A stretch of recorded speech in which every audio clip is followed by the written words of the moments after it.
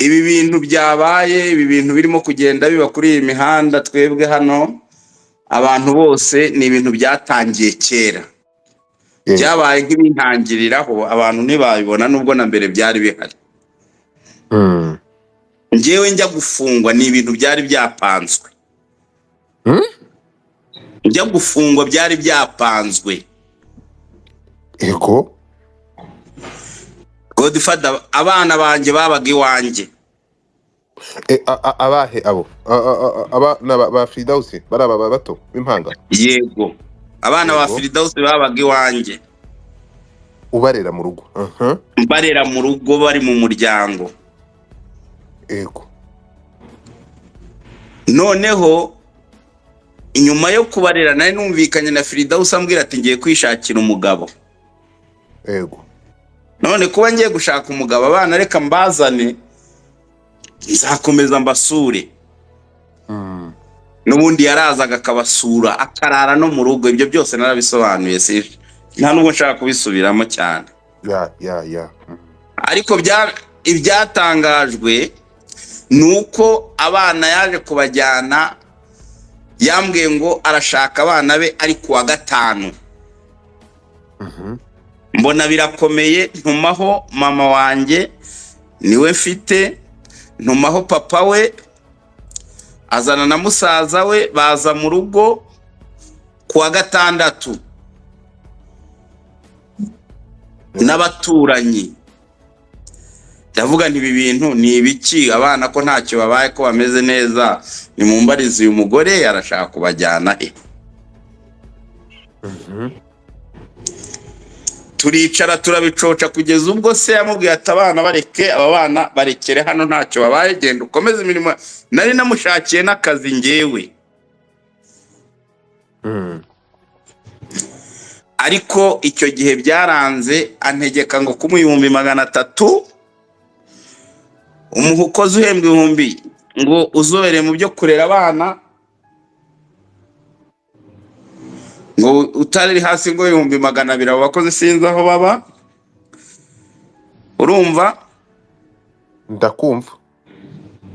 Sanga ntago nabishobora. Ako kanya mu kutabyumvikana ahise afata umwana umwe, urabizi ko ari 2, ahita mujyana kuri uwo wa gatandatu, aramusohokana mwurira na moto, ahita mujyana. Turumirwa bari baraho bose. Umwana yasigaranye n'ababyeyi, ararira.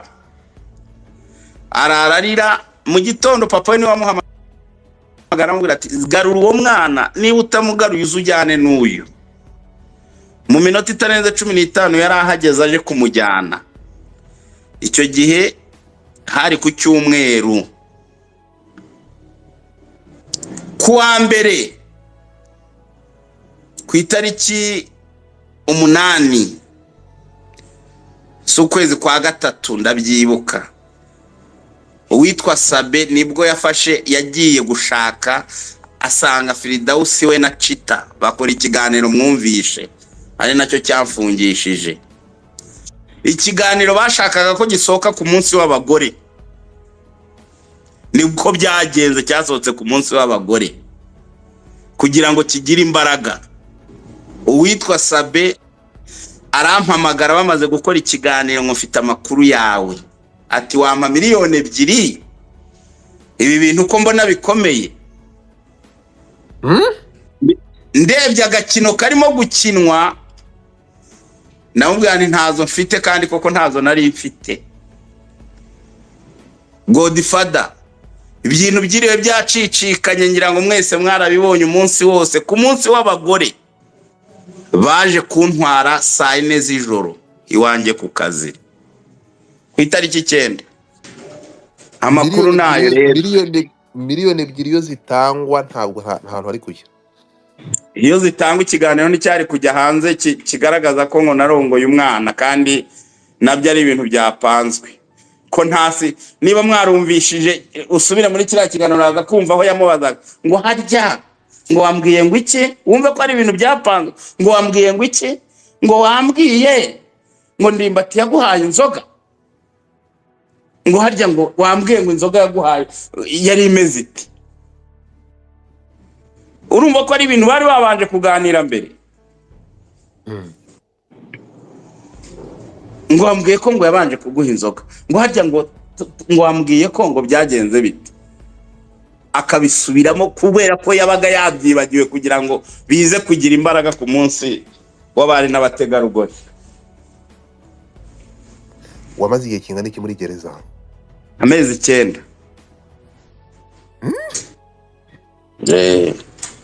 Uburanye uhinduka umwere?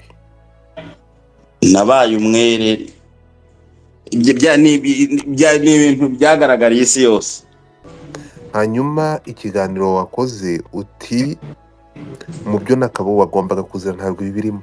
Ndimba ibi ngibi byaguhaye irihe somo cyangwa ni ubuhe butumwa watanga? Njyewe siroga yanjye iravuga ngo byose birashoboka. Uwifuriza ikibundi, uwifuriza icyiza undi, uwifuriza ubukungu undi, uwifuriza ubugomo undi, byanze bikunze icyo wifurije mugenzi wawe kirakugaruka. Iki gihe cyose aho waviriye muri gereza ko maze igihe hanze, waba waregereye umuvandimwe kugira ngo ibibazo birangire? Nagiye mbivuga igihe kirekire, njyewe ndifuza, n'ubu ngubu ndifuza, na n'ubu ndabyifuza kugira ngo umutima wanjye uzaruhuke. Ntabwo ndimo kuvugira kuri Sabe kubera ibyamubayeho. Ibyamubayeho nyine ni ikimenyetso ko umugabo wese ashobora guhura n'ingorane. Ni igihe cye cyo kuvugwa, ni igihe cye cyo kuvugwa. Ntabyihanganiremo pe. Agomba kuvugwa. Ejo hari undi uzaza, undi ejo bundi aze, yewe nanjye nshobora kugaruka. Ariko icyo nifuza ni uko abantu baba bakwiriye kwegerana, ibibazo biri hagati yabo bikarangira. Njyewe mpuye na Sabe gusa tugahura, kandi duti biriya bintu byawe, kuko Sabe yari inshuti yanjye Godfather. Yari inshuti yanjye. Biriya bintu byabaye Sabe muziranye yari inshuti yawe? Inshuti yanjye, yanyitaga baba. Niba uzi icyo baba bisobanura. Yamfataga nka papa, niyo yampamagara yaranyubahaga nkamwubaha. Mu bintu wavuze numvishemo umuntu bita Chita. Chita yaje muri ibi bintu ate Ndimba? Chita barajyanye. Chita bajya gukora kiriya kiganiro, wumve ko reba umunyamakuru ujyana n'undi bakajya gukora ikiganiro nka kiriya kirimo ikintu gishobora kumaza imyaka 25 muri gereza.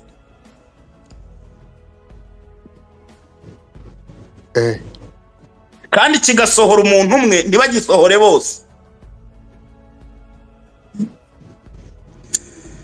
Yaragiye kumufasha mikoro se cyangwa yaragiye kumufasha kamera ko batafite channel zitwa kibi? Hanyuma subwo icyo tumva niki? Ntabwo ari umupango se? Kandi abo bose nkubwira abana inshuti zanjye. Ibi bintu Ndimba, ibi bintu uravuze ngo izi nkundura muri kureba zibiri kuba muri iyi minsi bimaze imyaka, bimaze igihe kirekire, biri mu bantu byatangiriyeho. Ibi bintu barabiterwa n'iki? Aho umwe kubera inyungu za views cyangwa amafaranga yemera ko nundi yajya mu gihome. Ibi bintu ikintu kibitera, Yego, ni inda nini no kutagira urukundo. Ubunyangamugayo bwaratakaye, igihango cyaratakaye, urukundo nta rukiriho. Ahubwo umuntu asigaye akora icyakwicisha kugira ngo akunde abone amafaranga, atitaye kuri Godfather. Umuntu kugeretseho kese yo gufata yo kurongora umwana utagejeje igihe, noneho ngo ukamubyaza. Numvisha ari abantu benshi bavuga ngo uriya mwana nta mwana ubyara.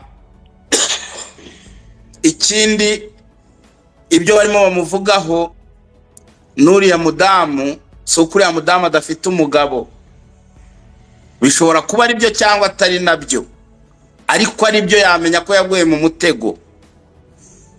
yaguye mu cyaha nk'icy'abandi bagwamo. Ntawe ukwiriye. Hari abahoze bavuga ngo ufata mbega ngo umugabo yaguye ngo urenzaho utwatsi. Ego. Ibyo ntibikiriho rero. Wowe ntabwo bigeze barenzaho utwatsi, barenjeho ibyatsi byume bakubitaho akabiriti. Ariko banza umenye ko bari abana bari bamaze imyaka 2 bariho mbatunze. Ntawe uzi ko nta kibazo cyavutse. Niba ubizi neza uriya mugore nta kazi yagiraga, yabaga mu nzu nishyura. Nashyize hanze amafaranga namuhaye muri MTN, historique irahari. Amafaranga agera muri miliyoni hafi 6,700,000, hafi 7. Ariko nabwo na n'ubu ntibabyemera. Abana noneho bageze aho babaga iwanjye mu rugo, bari bahamaze amezi 3. Ariko umuntu avuga ati wenda niba ari bwo yaramenye inkuru ati reka mpange. Mwumvishe ko nuriya mukobwa yavuze ko babiganira, akavuga ko amafaranga azavamo bazayagabana, nyuma baje gushwana. Warabyumvishe?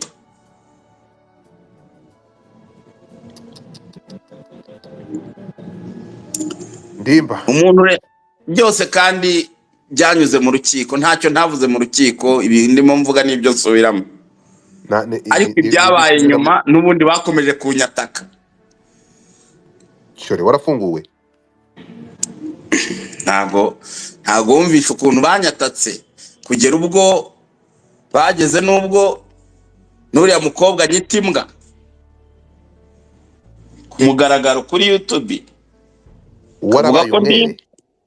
Kavuga ko ndimbwa. Warabaye umwere? Byarabaye ibyo byose byarabaye.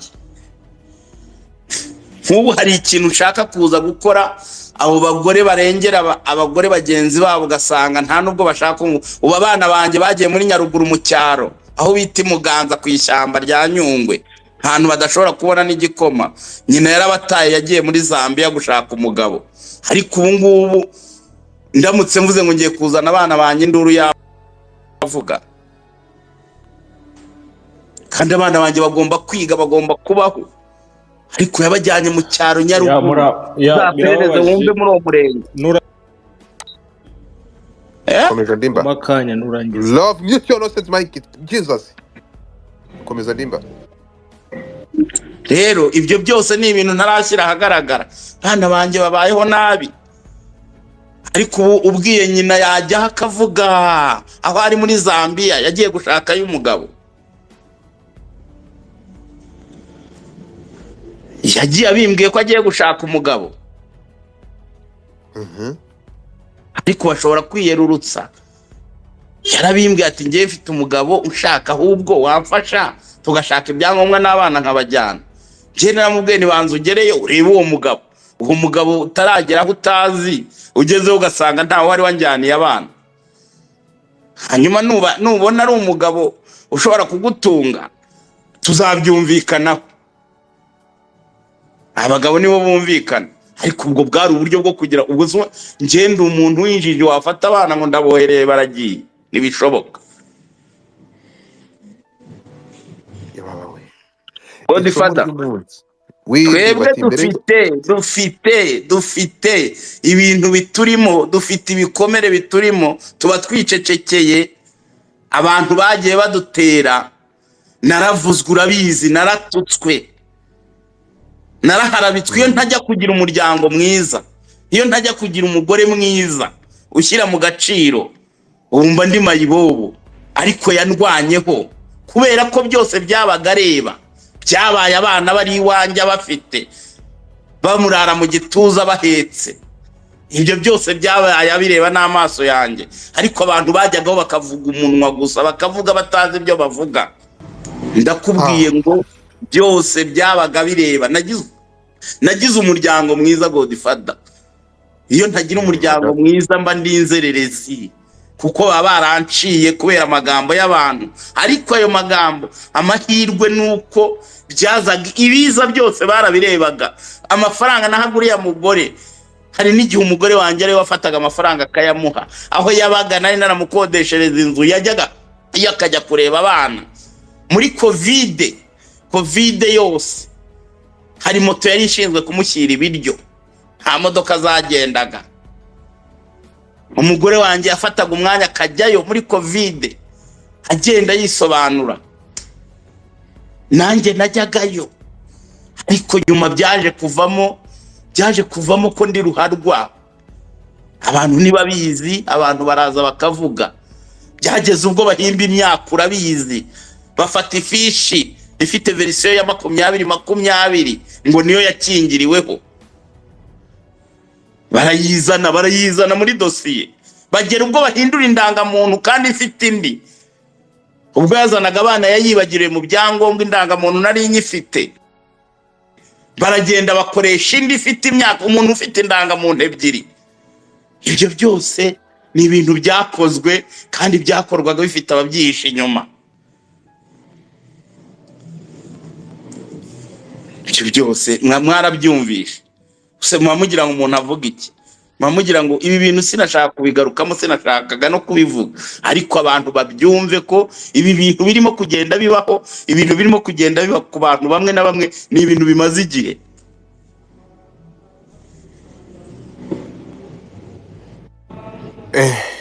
Ndimba, niba ibi bintu bimaze igihe ukaba uri umwe muri byo, kubera ko mutabishyira nubivuze ngo ibyo umuntu umwe ntashaka kuvuga izina rye avuga birimo kuri, yaba yarabikorewe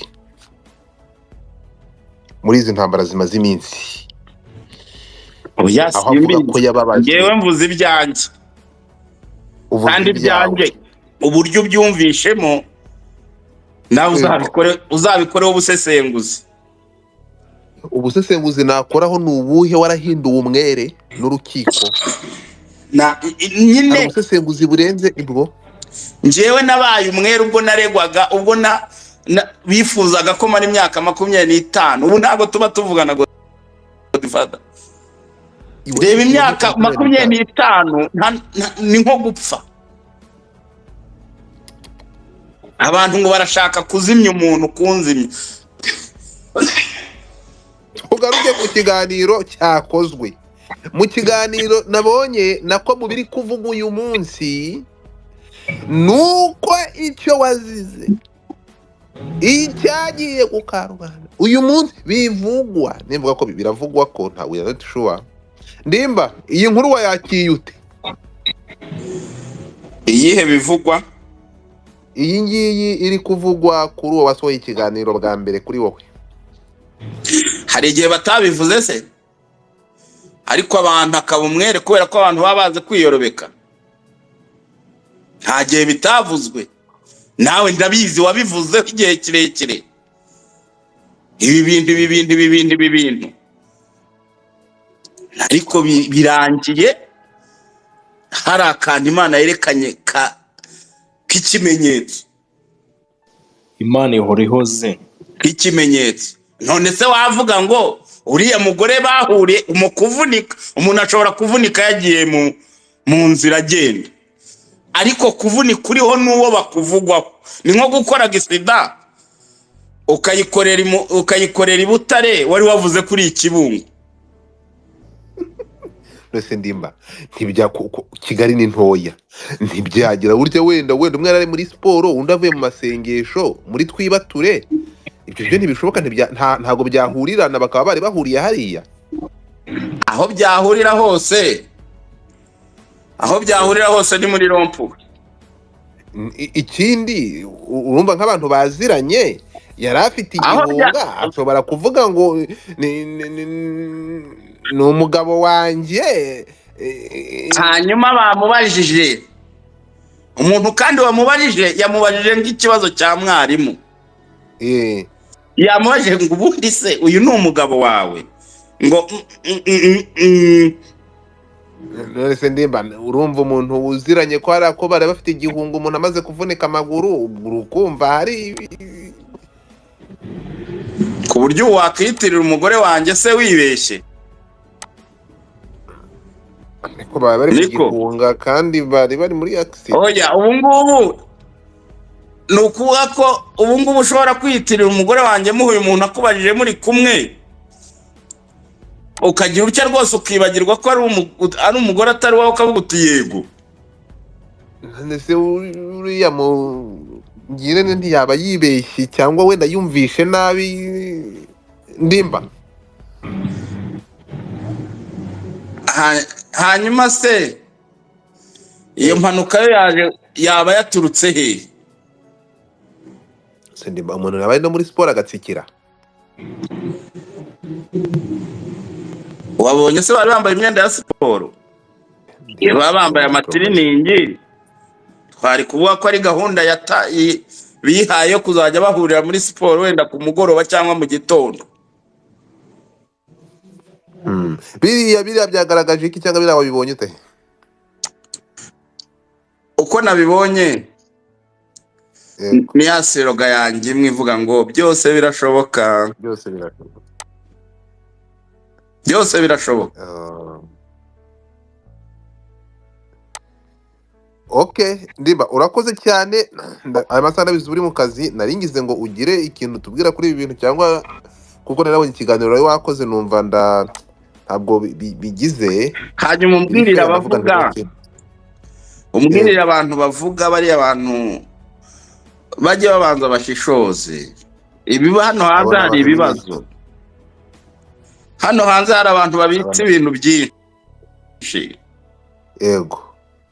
Nibumva umuntu rero ariko ibyo yarabitse ntibakamufate nk'umusazi.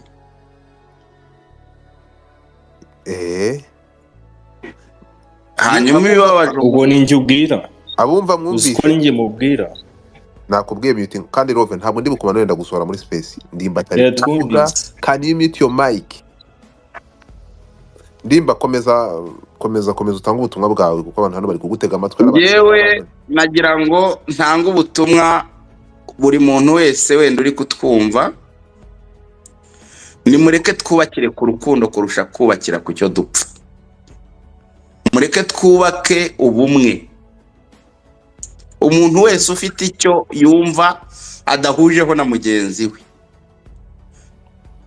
ndagusabye egera abantu bagufashe kuguhuza na mugenzi wawe, cyangwa we utere intambwe mwihuze birangire, kuko byose birashoboka kandi isi ntisakaye.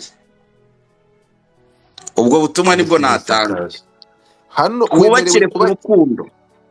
Okay, reka twumve hano hari kandi uko byagenda kose.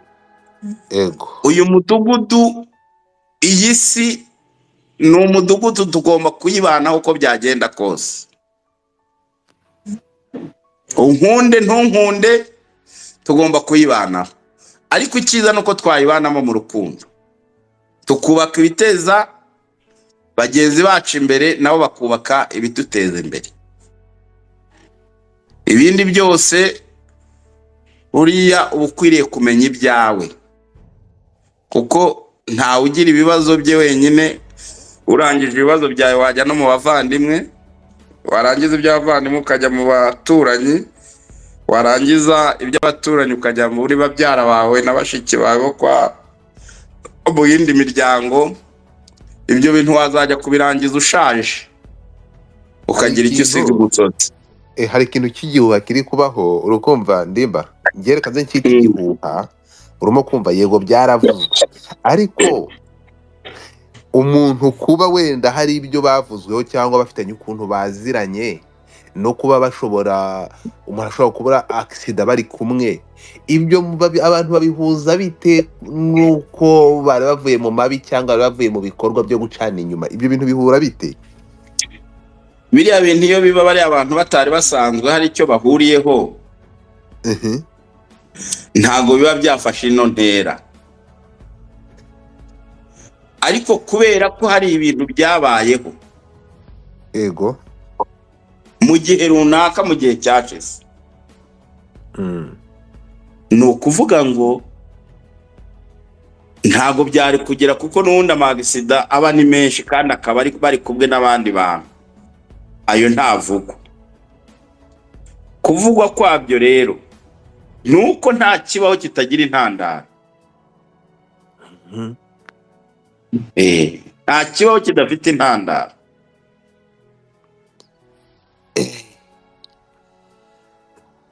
ntibaba abantu bari kurengera gufata umuntu wakoze accident kuko ari kumwe n'uwo baziranye, kuko reka twemere ko baba bari kumwe, reka twemere ko banagendanaga. None se Ndimba, ntibyanashoboka ko kuba bari kumwe ntabwo bigize icyaha, ntabwo bagize abaha distance ko batagomba kuba bari kumwe, nta cyaha baregwa, nubwo twe tubibona gutya ariko bashobora kuba ari inshuti. Ibyo twabifata tukabihuza nuko ngo bari bafite aho bavuye cyangwa ngo bari basimbutse nk'abaparakomanda igipangu kandi twabonye umuntu aryamye. Ibi bintu byo gusimbuka igipangu byavuye hehe, byaje bite?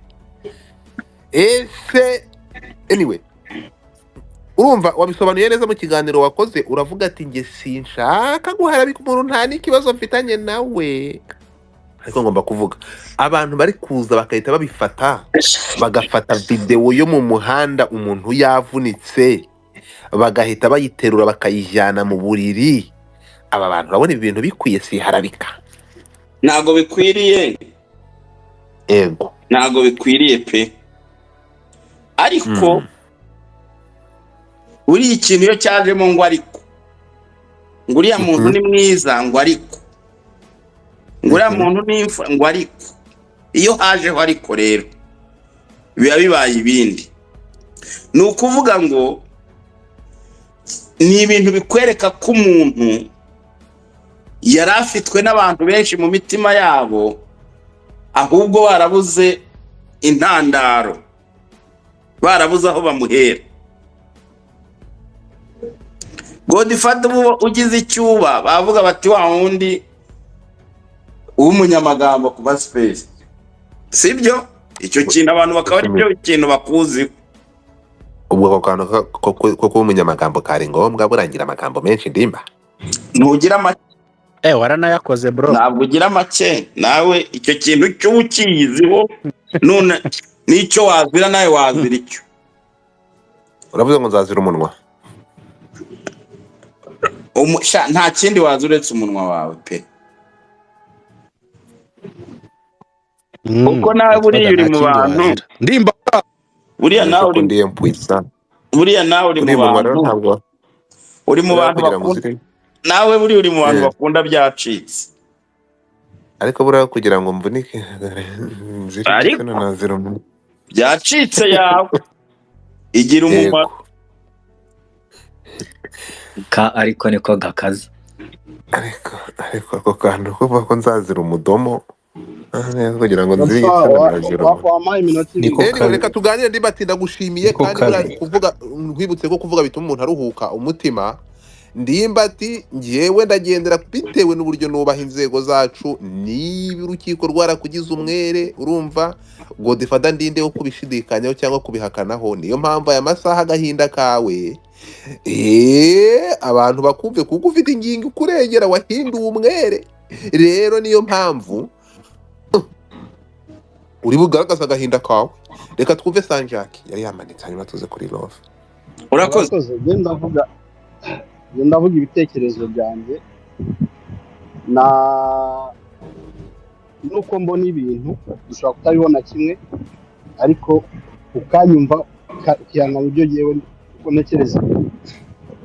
Twabonye video twese y'umuntu bita Murungisana yicaye hasi yavunitse, ati yasimbutse igipangu ari kumwe n'uriya mukobwa babafatanye.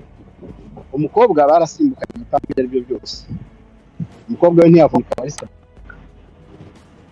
Ariko si byo gusimbuka mu bikurahe ibi ngibi rero kuzana bivugwa se mwavuze ibyo mureba mwigeze mubona umuntu asimbuka? Hari video ari gusimbuka? Ubanza unyumve nyine, ubanza unyumve. Umukobwa ntibafatiye Sabe mu buriri, umuntu wafashwe ari gusambana bagufatira mu buriri bagasanga uyorosha amashuka bakakugwaho. Ese uwamufashe ko atagaragara avuga ati ndagufasha, ati wajya gumbesha n'ubundi none ndakwifatiye, ntagaragara.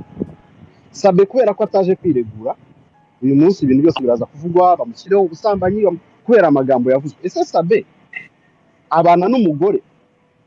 Ese uriya mugore abana n'umugabo ku buryo twavuga ngo bacanye inyuma kandi bose bubatse?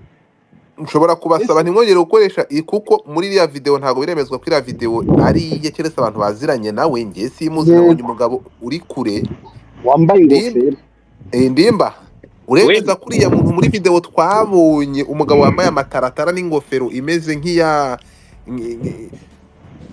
wa murinzi wa Rukara uriya muntu ni Sabe wabihamya ngewe ibyo mvuga ndavuga ibyo abandi bari kuvuga cyane ko gasoza ijambo ryawe Sabe nta nubwo muzi yambara ingofero dukomeze niyo mpamvu rero niba ntawe uhamya neza kuriya ari we ntimwongere Sabe nta nubwo muzi yambara ingofero